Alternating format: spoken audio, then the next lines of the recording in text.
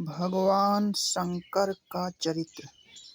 नाम प्रभाव जान शिव नीको, कालकूट फल दीन्ह अमी को। श्री रामचरितमानस। भगवान शंकर एवं भगवान नारायण सदा ही अभिन्न हैं।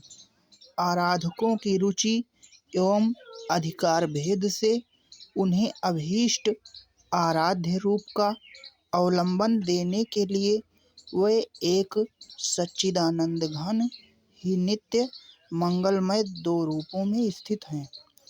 कर्पूर गौर अहिभूषण चरमांबर विभूतिभूषण गंगाधर चंद्रशेखर नीलकंठ मुंडमाली त्रिशूलधारी वृषभवाहन उमानाथ और नवजलधर सुंदर रत्नाभरण भूषित पीतांबरधारी श्रीवत्स वक्षांकित कौस्तुभकंठ वनमाली शंख चक्रादिधारी गरुड़वाहन श्रीपति, ये दोनों एक ही तत्व के दो नित्य चिन्मय लीला विग्रह हैं।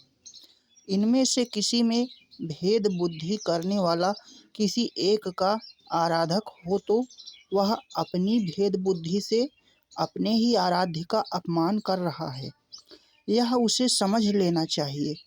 भगवान श्री राम ने स्वयं कहा है, शिवद्रोही मम भगत कहावा, सो नर मोहि सपनेहु न भावा। भगवान नारायण मर्यादा पुरुषोत्तम श्री राम एवं लीला पुरुषोत्तम श्री कृष्णचंद्र परम शैव हैं। भगवान विष्णु ने शंकर जी की पूजा में सहस्त्र कमल चढ़ाने का संकल्प किया और जब उनमें एक कमल घट गया तब अपना कमल रूपी नेत्र ही चढ़ा दिया। भगवान श्री राम ने रामेश्वर लिंग की स्थापना की। श्री कृष्णचंद्र ने भगवान शंकर की आराधना करके स्वामी कार्तिक को ही महारानी जाम्बवती के पुत्र सांब के रूप में पाया। इसी प्रकार भगवान शंकर परम वैष्णव हैं। द्वादश भागवताचार्यों में शंकर जी प्रमुख हैं। उन भोले बाबा को निरंतर राम नाम जप तथा भगवान श्री हरि के चिंतन के अतिरिक्त और कोई काम ही नहीं।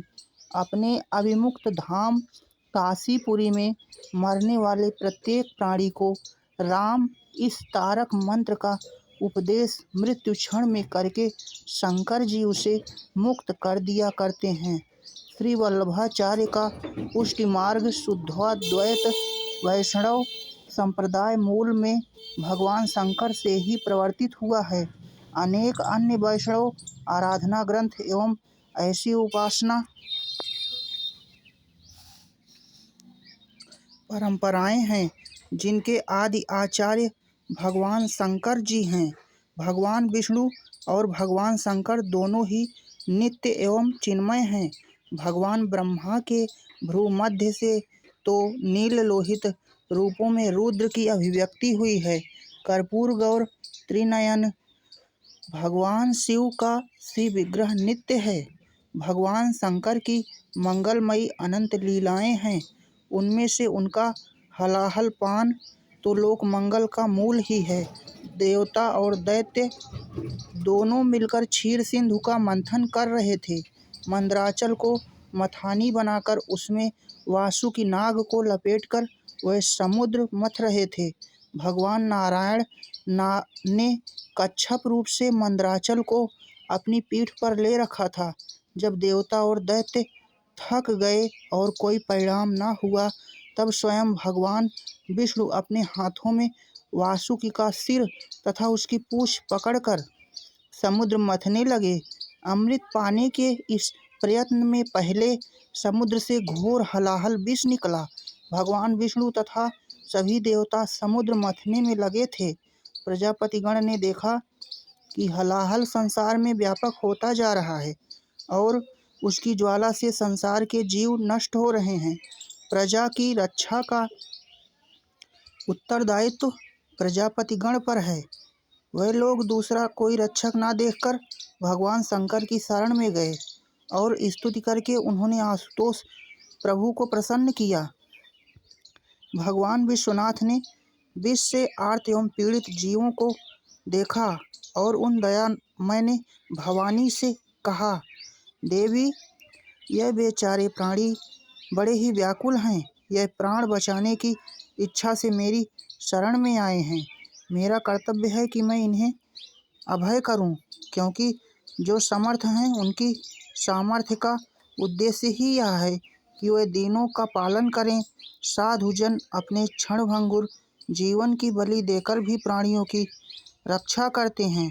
कल्याणी, जो पुरुष प्राणियों पर कृपा करता है उससे सर्वात्मा श्री हरि संतुष्ट होते हैं, और जिस पर वे श्री हरि संतुष्ट होते हैं उससे मैं तथा समस्त चराचर जगत भी संतुष्ट होता है।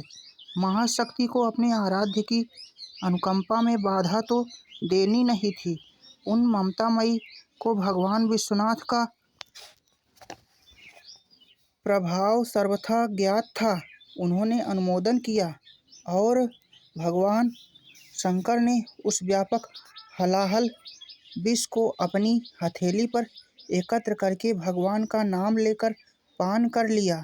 शंकर जी ने उस विष को अपने कंठ में रख लिया। इससे उनके कंठ का उज्ज्वल वर्ण नीला हो गया। भगवान शंकर कंठ की वह नीलिमा विश्व मंगल का उज्ज्वल पदक है। वह उन विश्वनाथ की मूर्तिमती कृपा ही है जो उनको भूषित करती है। उन नीलकंठ प्रभु के पावन पद पंकज की महिमा अतुलनीय है। ओम नमः शिवाय। बोलिए शंकर भगवान की जय। ओम नमः शिवाय।